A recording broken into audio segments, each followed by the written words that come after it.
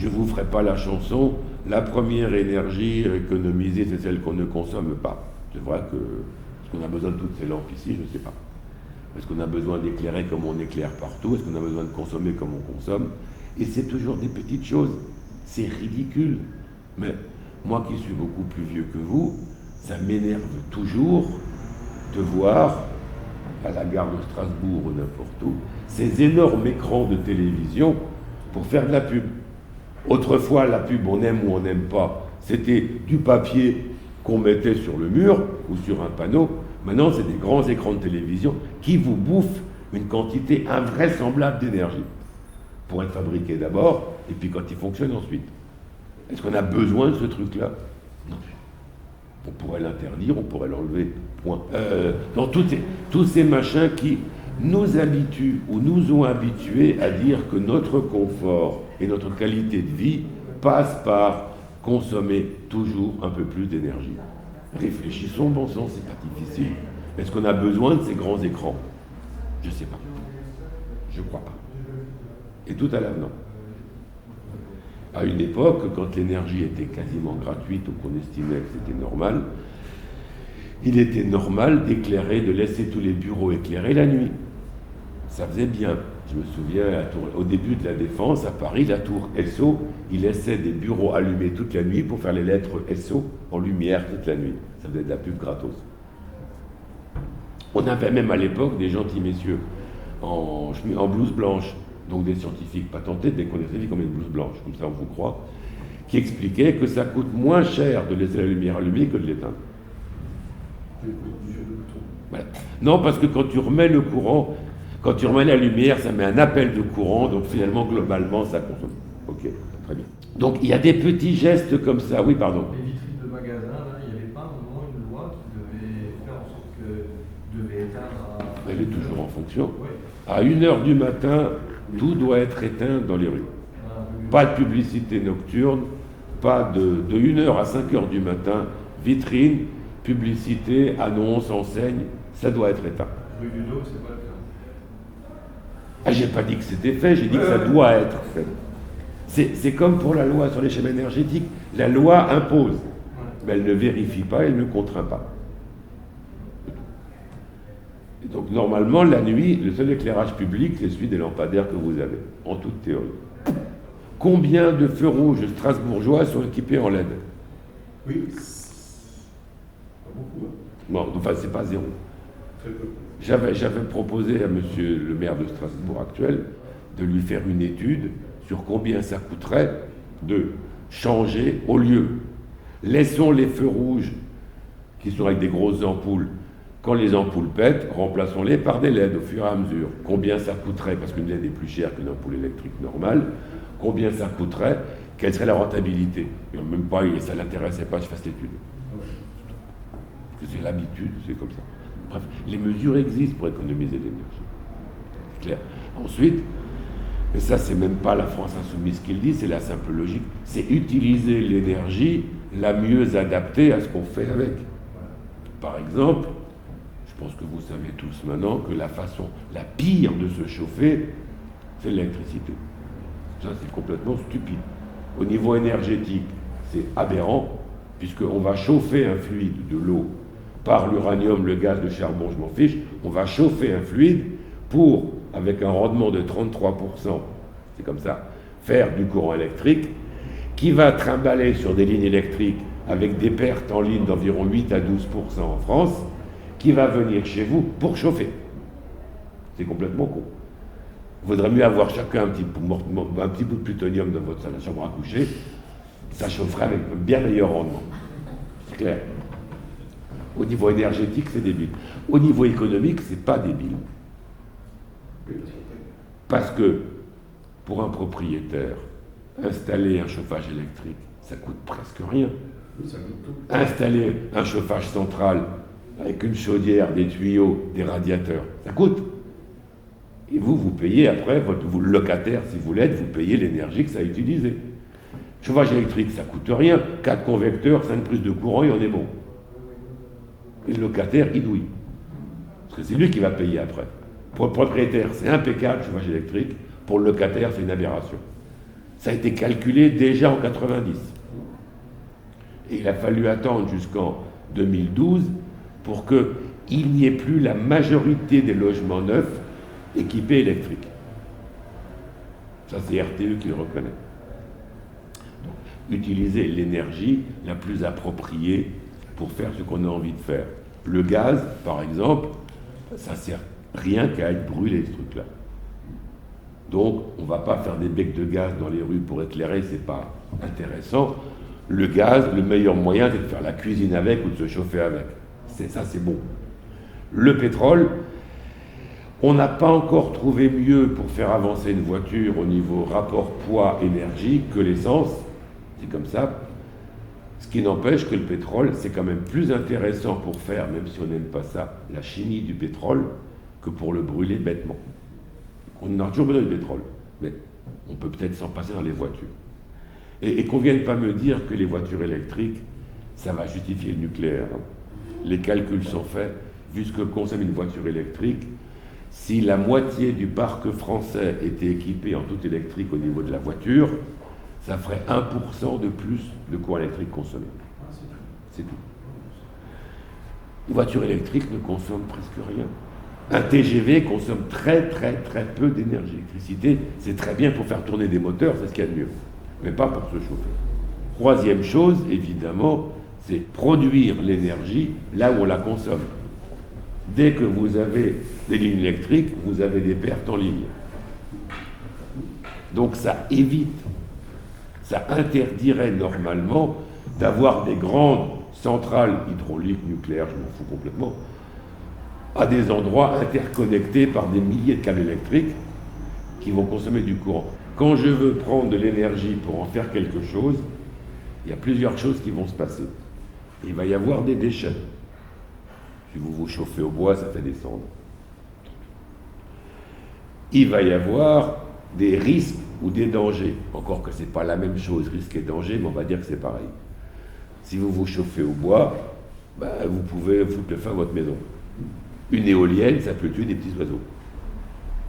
Un risque et un danger. Ou vous prenez une palle sur la tête, ça peut arriver. Il y a un problème de ressources. Le soleil, c'est assez limité jusqu'à présent. Enfin, il n'en a plus que pour à peu près 4 milliards d'années, mais il est qu'à la moitié de sa vie, on a encore de quoi voir venir. Le vent, c'est aussi limité, hein, tant que la Terre tourne, ça. Donc, problème de ressources. Hein. J'ai dit. Et puis, déchets, risque, danger, ressources, nuisances. Les nuisances, c'est pas aussi fort que les risques. Une éolienne, c'est pas beau. Et puis ça fait du bruit. Un panneau solaire sur un toit, c'est pas beau. Enfin, c'est ce qu'on dit, hein. On peut le juger. Puis il y a les déchets, naturellement. Ce que ça fait, une fois que c'est terminé. Et bien simplement, vous faites votre choix. Vous faites votre choix. Qu'est-ce que vous préférez? Le nucléaire, pour lequel les ressources, il y en a encore pendant une centaine d'années, on est tranquille. Enfin, si on est les seuls à faire du nucléaire, si tout le monde s'y met, c'est foutu. Les déchets, ça dure pendant 200 000 ans, très bien, on est content. Les risques et les dangers, d'aller demander aux gens de Fukushima ce qu'ils en pensent. Ou bien vous préférez les éoliennes, qui sont pas belles, qui tuent les petits oiseaux. Donc c'est toujours pareil. Et les panneaux solaires, c'est pareil. Les panneaux solaires, on peut en mettre. C'est un avantage, panneaux solaires, c'est que le combustible est complètement gratuit. On ne paye pas le soleil encore. On ne fait pas encore la guerre pour le soleil. C'est tout.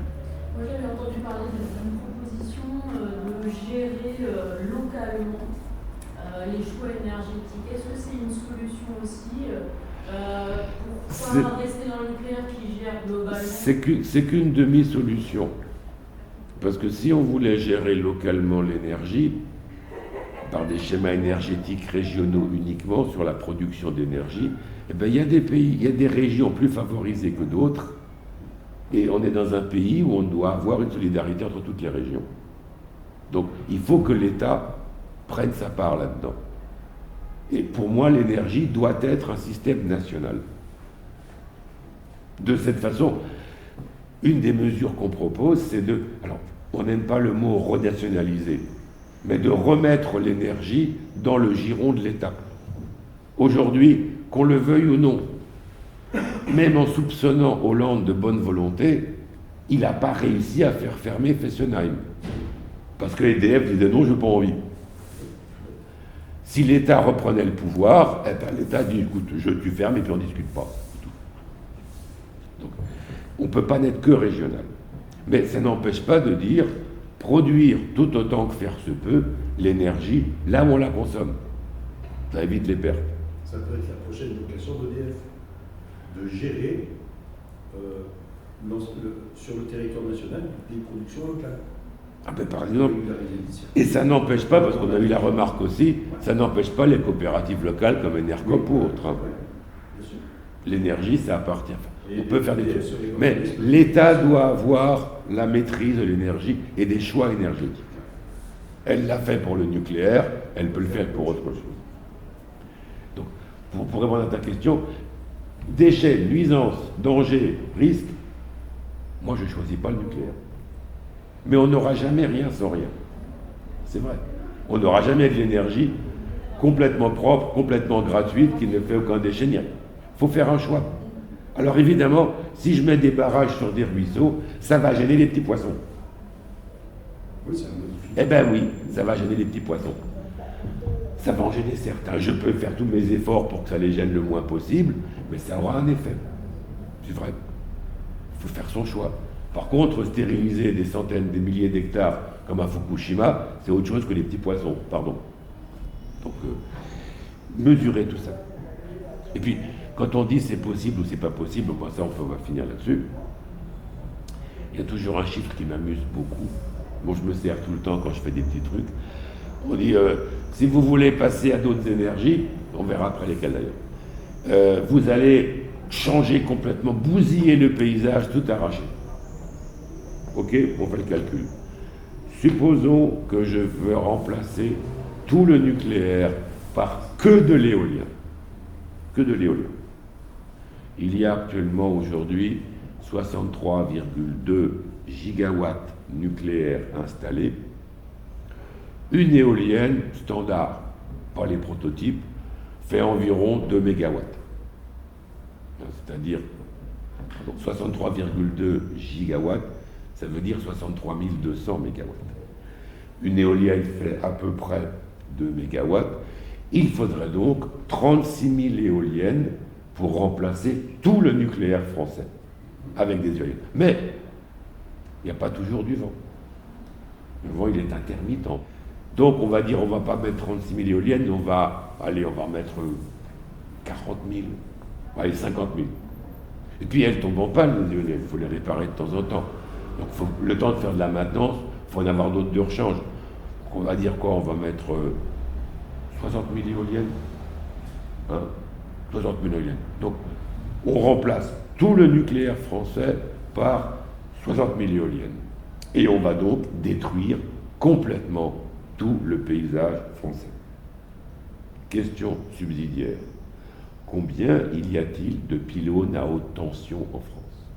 Je ne sais plus. Il y en a un sacré paquet. À peu près 200 000. Et ils gênent personne. C'est une question idiote. Hein. Oui, c'est aussi On n'a jamais dit qu'on voulait remplacer tout le nucléaire par de l'éolien.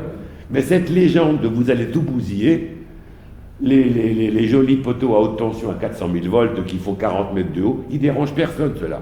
Bon. Or, on les supprimerait tous, puisque l'éolien, ça se définit par je consomme là où je produis. Donc, j'ai plus besoin de lignes à haute tension. Voilà. Ok. Pour vous montrer que les arguments qu'on peut faire, on peut en faire à peu près ce qu'on veut. Et puis, le solaire, ben oui, le soleil est gratuit. Alors évidemment, on va dire le panneau solaire a un rendement beaucoup plus faible que... Je m'en fous, puisque je ne paye pas l'électricité, je ne paye pas la lumière. Donc l'ombricide est gratuit, je ne peux pas m'en occuper. Et puis il n'y a pas de place. Mais bon sang, il n'y a pas de place. Alors il y a la voie révolutionnaire que Jean-Luc ne voulait pas. C'est de prendre une loi et de dire aux Français, chers Français propriétaires évidemment, vos toits ne vous appartiennent plus. Si la collectivité EDF estime que votre toit est conforme pour recevoir un panneau solaire, inclinaison, orientation, tout ce que vous voulez, vous ne pouvez pas vous opposer à l'installation des panneaux solaires. Ça ne vous coûtera rien, collectivité qui l'installe. Ça ne vous rapportera rien. Le courant, il ne sera pas pour vous, il sera pour la France. Mais vous n'avez pas le droit de dire non. C'est tout. Ça, c'est la révolution. Parce que c'est l'atteinte au droit de propriété qu'on a en France. Et puis, tu as la voix non révolutionnaire qui dit « Monsieur Auchan, Monsieur Cora, qu'est-ce que vous foutez avec vos parkings? Vous ne pourriez pas mettre des panneaux solaires sur vos parkings?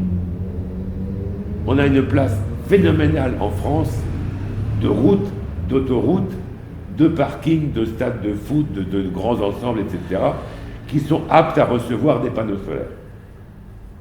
Sans détruire la nature ni rien. Et en plus, pour les voitures qui se garaient, sur l'abri de la pluie. Pas mal.